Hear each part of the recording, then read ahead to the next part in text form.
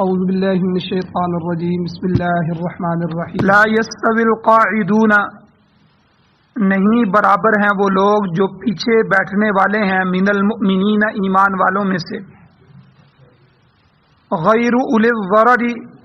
بغیر کسی عذر کے، جن کو کوئی عذر بھی نہیں ہے، اور والمجاہدون اور وہ لوگ جو جہاد کرنے والے ہیں، فی سبیل اللہ اللہ کے راستے میں، باموالہم وانفسہم اپنے مالوں کے ساتھ اور اپنی جانوں کے ساتھ۔ تو گویا کہ اللہ کے ہاں یہ دونوں آپس میں برابر نہیں ہیں، ایک جہاد میں جانے والے اور ایک جہاد سے پیچھے گھروں میں بیٹھنے والے۔ فضل اللہ المجاہدین، اللہ تعالیٰ نے فضیلت دی ہے ان مجاہدین کو، ان جہاد کرنے والوں کو جو جہاد کرتے ہیں، باموالہم وانفسہم اپنے مالوں کے ساتھ اور اپنی جانوں کے ساتھ، علی القاعدین بیٹھنے والوں پر، درجے کے اعتبار سے۔ لیکن ایک ضابطہ بھی اللہ نے بیان فرما دیا، وَكُلًّا وَعَدَ اللَّهُ الْحُسْنَى، ان میں سے ہر صحابی کے ساتھ، ہر ایک کے ساتھ اللہ تعالیٰ نے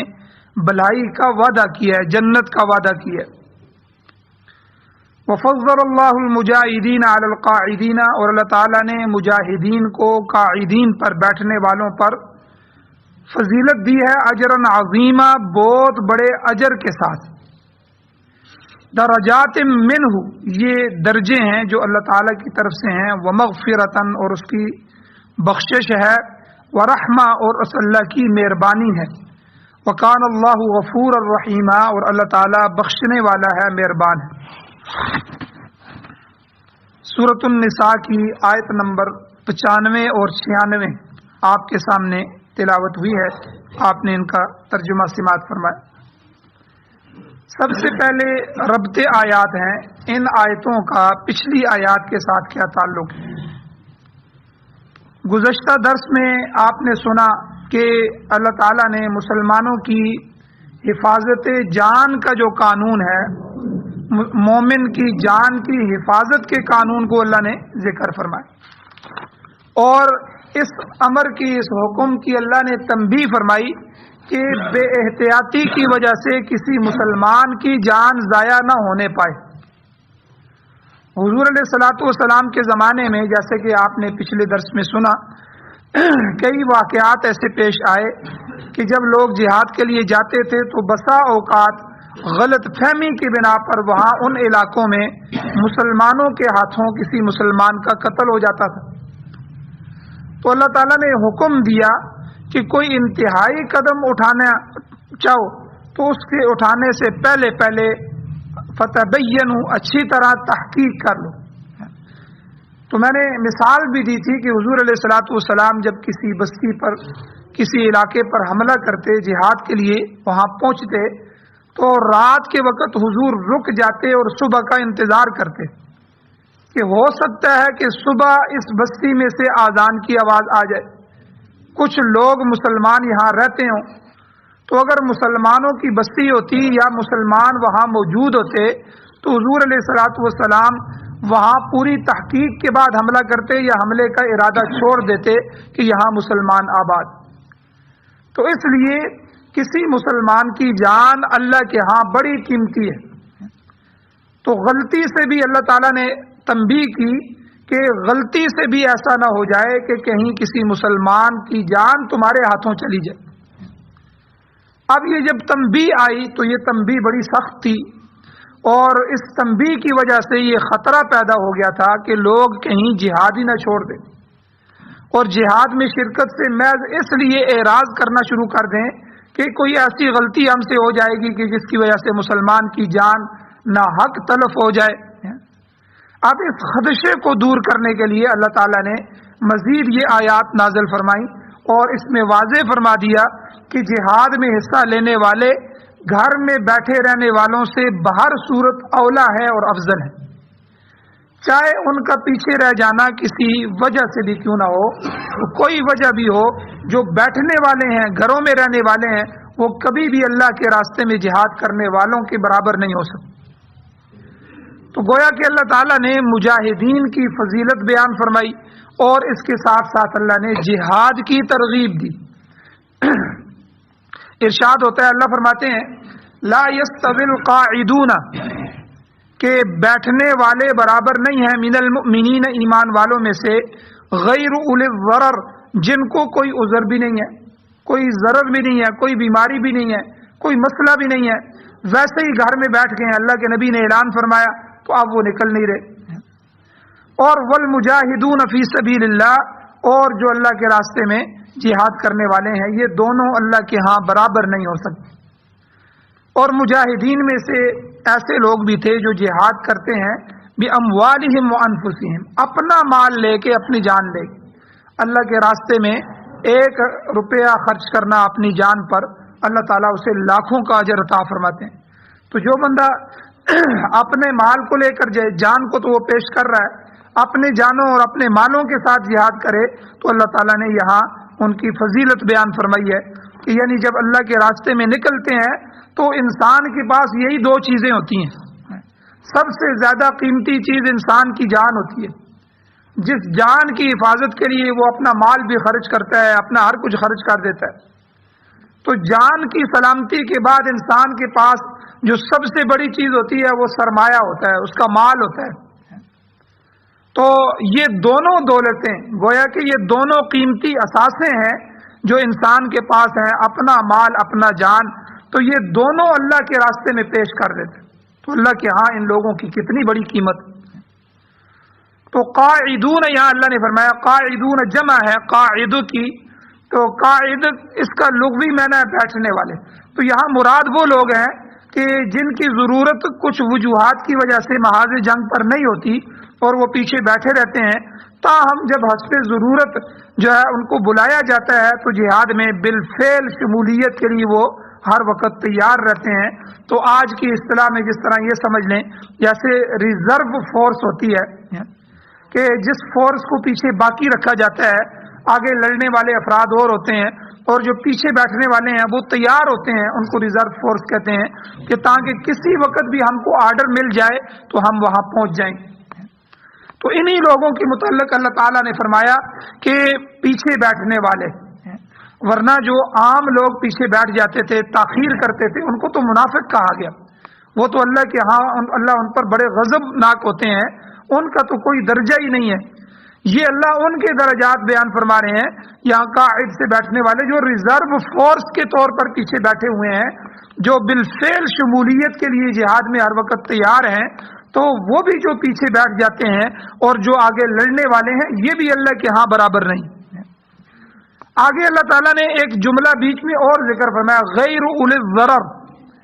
یہ لفظ لا کے اللہ تعالیٰ نے معذور لوگوں کو مستثنا کر دیا۔ بعض لوگ نابینے ہیں، بعض جو ہیں وہ بیمار ہیں، بعض معذور ہیں، ٹھیک ہے، لنگڑے ہیں، بعض کی کوئی اور ایسی عذر ہے، تو معذور جو ہے ان کے لیے کوئی مسئلہ نہیں۔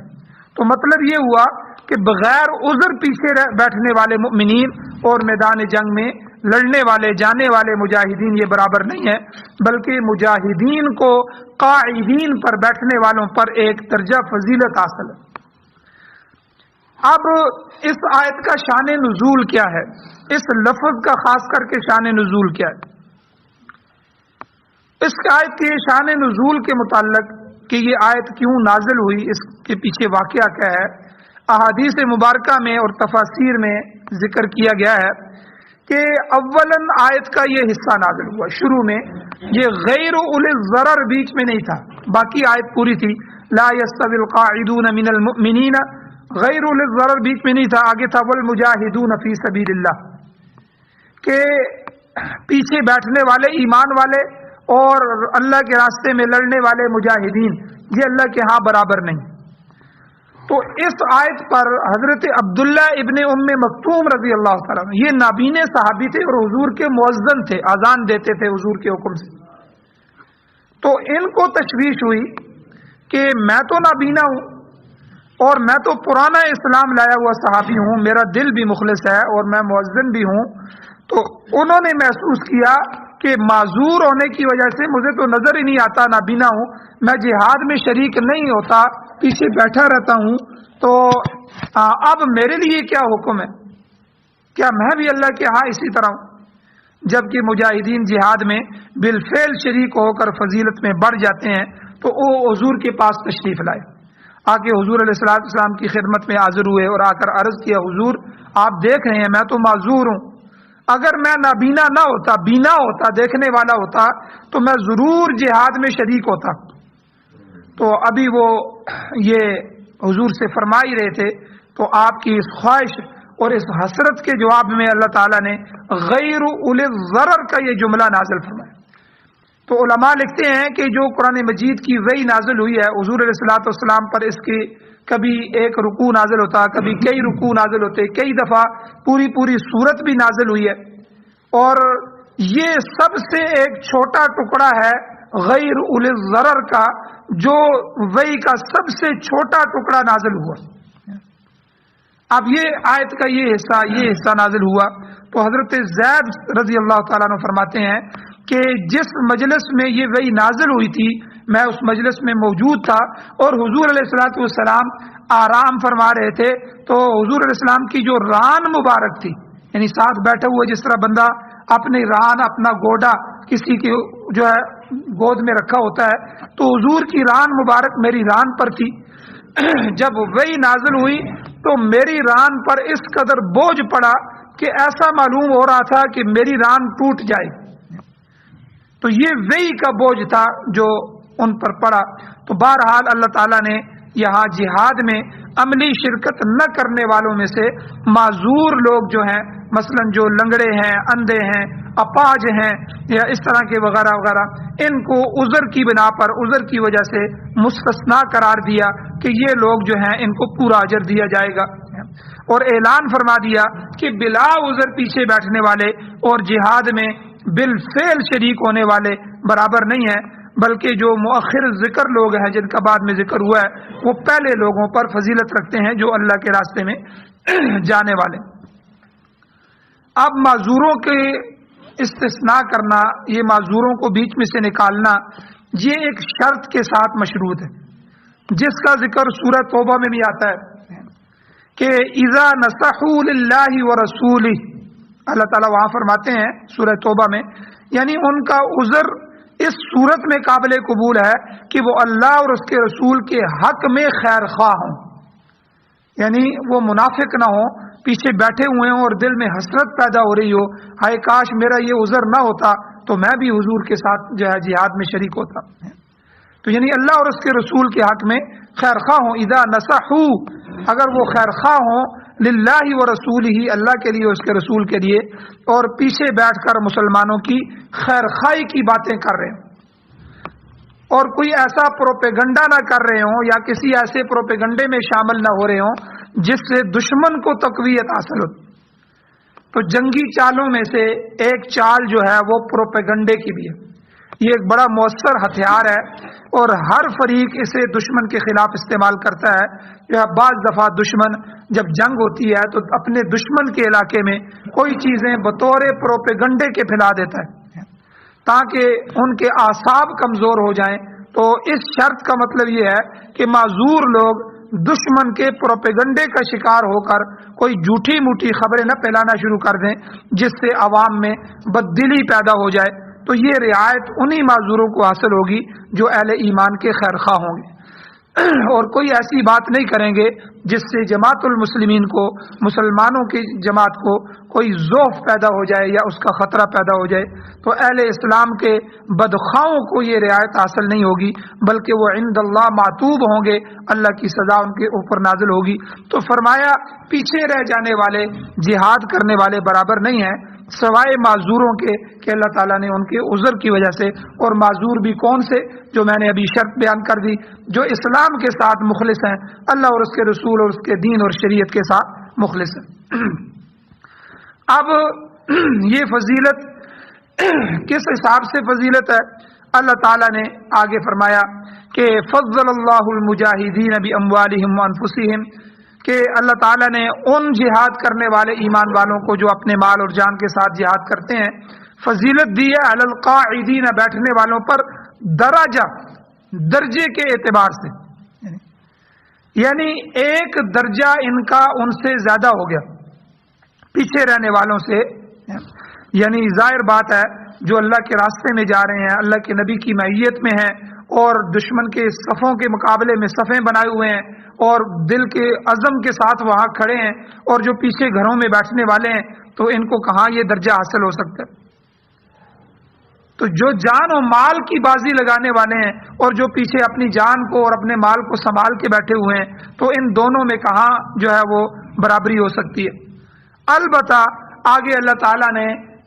جو لوگ صحابہ پر اعتراض کرنے والے تھے، اللہ کو پتا تھا کہ کچھ لوگ ایسے آئیں گے جو صحابہ پر ہو سکتا ہے اعتراض کریں،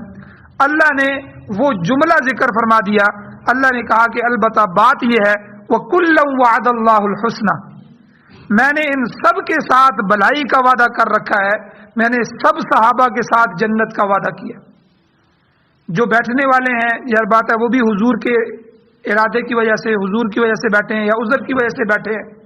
اور جو جانے والے ہیں وہ بھی حضور کے ارادے اور حضور کے حکم کی وجہ سے جانے والے ہیں۔ تو یہ ہے میرے نبی کے صحابہ، میں نے سب کے ساتھ بھلائی کا وعدہ کیا ہے، صرف درجے میں فرق ہے کہ میں ان کو زیادہ درجات دوں گا کہ جو اللہ کے نبی کے ساتھ جا کر جہاد میں شریک ہونے والے ہیں۔ تو یہ جو رافضی ہیں، شیعہ ہیں، ان کے ہاں یہ صحابہ اکرام پر اعتراض کرتے ہیں۔ ہماری مسجد کے دروازے میں بھی لکھا ہوا ہے کہ صحابہ اور اہل بیت دونوں حضرات یہ ہمارے ہیں۔ تو گویا کہ انہوں نے صحابہ پر اعتراض کرنے کے لیے اہل بیت کو صحابہ کی صفوں سے جدا کرنے کی کوشش کی کہ یہ نبی کا گرانا ہے، یہ نبی کے جو ہے وہ گھر والے لوگ ہیں، اس لیے ان کی فضیلت کو اتنا بڑھانے کی کوشش کی کہ ان کو نعوذ باللہ خدا تک کے درجے میں پہنچا دیا کہ یہ مشکل کشا ہے، یہ حاجت روا ہے، یہ فلاں ہے، یہ فلاں ہے۔ تو دوسری طرف صحابہ کی توقیر کرنے کی بجائے تحقیر شروع کر دی، بلکہ اس کو اپنے ایمان کا حصہ بنانا شروع کر دیا۔ تو اس جملے نے اس مسئلے کو صاف کر دیا کہ وَكُلًّا وَعَدَ اللَّهُ الْحُسْنَى۔ یہ جملہ یاد رکھیے گا کہ اللہ تعالیٰ نے صحابہ میں سے بعض کو بعض سے زیادہ فضیلت دی ہے، درجات میں تو فضیلت ہے، ظاہر بات ہے جو حضرت ابو بکر رضی اللہ تعالیٰ عنہ کو فضیلت ہے وہ باقی صحابہ کو تو نہیں ہے۔ پھر جو خلفاء راشدین ہیں، ابو بکر و عمر و عثمان و علی، ان کو جو فضیلت ہے وہ دوسرے صحابہ کے مقابلے میں یہ زیادہ فضیلت حاصل ہے۔ اسی طرح اعمال کے اعتبار سے اوپر نیچے ہو سکتا ہے، ہر بندے کے درجات اپنے اپنے ہیں، لیکن اللہ تعالیٰ نے یہ فرما دیا کسی کو ان پر اعتراض کرنے کی ضرورت نہیں ہے، زبان کھولنے کی ضرورت نہیں ہے۔ وَكُلًّا وَعَدَ اللَّهُ الْحُسْنَى، میں نے ان میں سے ہر ایک کے ساتھ جو ہے وہ حسنہ، بھلائی اور جنت کا وعدہ کر دیا ہے کہ نجات ہر ایک کی ہے، اللہ ہر ایک سے راضی ہے۔ تو یہاں اللہ تعالیٰ نے گویا کہ سب کے ساتھ، تو یہاں مقصد یہ ہے کہ درجات میں تو دونوں گروہ برابر نہیں ہے، مگر بھلائی اور نیکی دونوں گروہوں کو حاصل ہوگی، بشرطے کہ گھر بیٹھنے والے جو ہیں وہ اسلام کے باقی احکام ادا کر رہے ہوں، نماز ہے، روزہ ہے، زکوٰۃ ہے، ان پر عمل پیرا ہوں، ان لوگوں کو بھی نجات نصیب ہوگی۔ اللہ تعالیٰ نے ان کے ساتھ بھی جنت کا وعدہ فرمایا ہے، تاہم وہ مجاہدین کے درجے کو نہیں پہنچ سکتے، کیونکہ انہوں نے جو اللہ کے راستے میں نکلے ہوئے لوگ ہیں انہوں نے سر دھڑ کی بازی لگا دی ہے اور اپنا سب سے قیمتی متاع، اپنی سب سے قیمتی چیز جان اور پھر اس کے بعد مال، وہ بھی اللہ کے حضور میں پیش کر دیا۔ اب جو جہاد ہے اس کا درجہ کیا ہے؟ جہاد فرض ہے، واجب ہے، سنت ہے، اور اس کے درجات کیا ہیں، اور اس کے جو ہے کچھ اور بھی مسائل ہیں، انشاءاللہ کل کے درس میں بیان کیے جائیں گے۔ اللہ تعالیٰ سے دعا ہے اللہ تعالیٰ ہمیں عمل کی توفیق عطا فرمائے، آمین۔ الحمدللہ رب العالمین والعاقبۃ للمتقین والصلاة والسلام علی رسولہ النبی الامی الکریم۔ اللهم ربنا آتنا فی الدنیا حسنۃ وفی الآخرۃ حسنۃ وقنا عذاب النار۔ یا اللہ ہماری کمیوں کو تائیوں کو معاف فرمائیے، درگزر فرمائیے، صغیرہ کبیرہ گناہوں کو معاف فرمائیے۔ یا اللہ قرآن و سنت کو پڑھنے، پڑھانے، سننے، سنانے، سمجھنے، سمجھانے اور اس کی پوری دنیا میں پھیلانے کی توفیق عطا فرمائیے۔ یا اللہ قرآن سنت کا غلبہ نصیب فرمائیے، قرآن والی حکومتیں نصیب فرمائیے۔ یا اللہ ہماری امارت اسلامیہ شریعہ خلافت کو گئی ہوئے عرصہ ہو گیا، یا اللہ ہمیں خلافت راشدہ نصیب فرمائیے۔ یا اللہ جو حضرات پریشان حال ہیں ان کی پریشانیوں کو دور فرمائیے، جو بیمار ہیں ان کو شفا عطا فرمائیے۔ یا اللہ جہاد کا جذبہ نصیب فرمائیے، جذبہ جہاد سے سرشار فرمائیے. یا اللہ جو صحابہ کے جذبے تھے شہادت کے، نبی علیہ الصلوۃ والسلام نے شہادت مانگی، یا اللہ ہمیں بھی اسی طرح شہادت کا طالب بنا، شہادت کے موت سے محبت نصیب فرما. یا اللہ دنیا اپنے دین کو سامنے رکھ کر، اپنے نبی کی زندگی کو سامنے رکھ کر گزارنے کی توفیق عطا فرما. یا اللہ جو بیمار ہیں ان کو شفا عطا فرما، پریشان حالوں کی مدد نصرت فرما، ہم سب کا خاتمہ ایمان پر فرما. یا اللہ جو مانگا ہے وہ بھی عطا فرما، جو نہیں مانگ سکے یا اللہ وہ سب عطا فرما. صلی اللہ تعالی علی خیر خلقہ محمد و آلہ و اصحابہ اجمعین برحمتک یا ارحم الراحمین.